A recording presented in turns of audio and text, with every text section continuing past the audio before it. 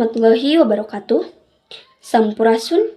Patepang deui sareng simkuring Dewi Yuliasani ti kelas 11 IPA 3. Ayeuna abdi bade ngadugikeun warta tentang banjir di Bale Endah.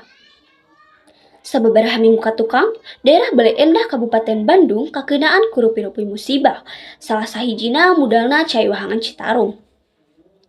Dumasarkan data anu aya, kurang leuwih 1.536 imah katut wangunan sakola jeung pamarentahan kakeueum ku Cai Wahangan Citarum.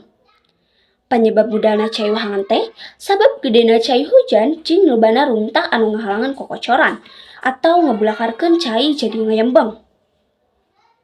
Pemerintah daerah geus ngadata korban jiwa ka sababaraha tempat.